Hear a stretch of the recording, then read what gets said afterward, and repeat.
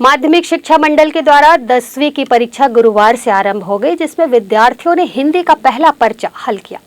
माध्यमिक शिक्षा मंडल द्वारा गुरुवार से 10वीं बोर्ड की परीक्षाएं भी आरंभ हो गई है, जिसके तहत दुर्ग के झाड़ूराम देवांगन स्कूल में सभी विद्यार्थियों ने हिंदी का पहला पर्चा गुरुवार को हल किया। कोविड-19 के प्रोटोकॉल को देखते हुए इस स्कूल में पूरी व्यवस्था की गई थी और सभी विद्यार्थी मास्क लगाकर शाला में उपस्थित रहे और हिंदी का पर्चा हल किया।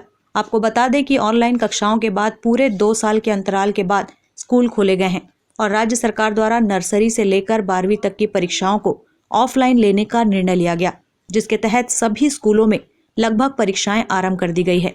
10वीं बोर्ड की परीक्षा को लेकर झाड़ूराम देवांगन स्कूल की प्रिंसिपल एस संगीता नायर ने बताया कि बच्चे परीक्षा को लेकर काफी उत्साहित हैं और कोविड-19 के प्रोटोकॉल को देखते हुए स्कूल में विद्यार्थियों के लिए उचित व्यवस्था की गई है।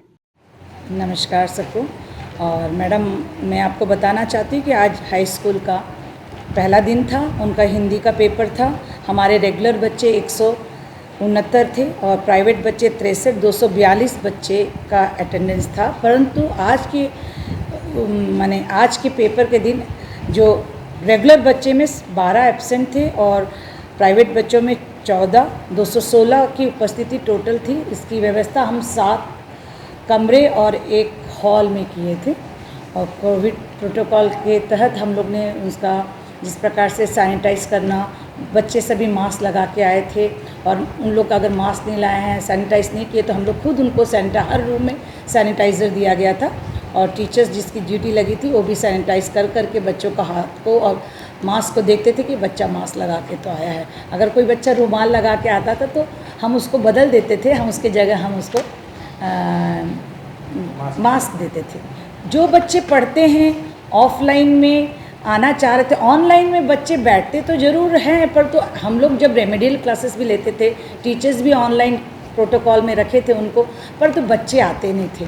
ऑफलाइन में जो पढ़ने वाला बच्चा है वो तो बिल्कुल एकदम ऐसा लगता है कि वो जन्नत पा लिया करके और इतना खुशी से वो पेपर दिया। बोलते ऐसे ही होना चाहिए ऑफलाइन में ही। हम भी चाहते हैं मैडम कि ऑफलाइन में ही हो करके। बिल्कुल मैडम, एक क्लास में क्या रूम में एक क्लास में जा के बच्चों को प्रोत्साहित करते हैं और उसको बोलते बेटा घबराओ नहीं, यही एक अपॉर्चुनिटी।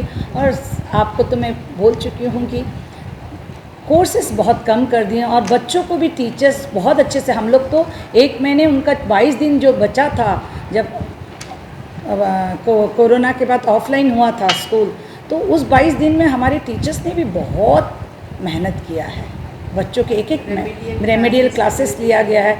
बच्चों को जो प्रैक्टिकल्स नहीं हुआ, जो बच्चे आते नहीं थे झूठ बोलते थे अपने घर में कि पापा मम्मी को भी नहीं पता रहता था कि वो लोग निकल जाते थे, कई मज़दूर के बच्चे थे, कई अच्छे फैमिली के थे, तो उनका पेरेंट्स का शिकायत रहता था। यहाँ पे आके हम लोग उनको लोकेट किए, हमारे टीचर्स जा के लेके आए हैं कि बच्चों को, तो उनको पता चलता कि हमारे बच्चे तो स्कूल जा ही नहीं रहे हैं।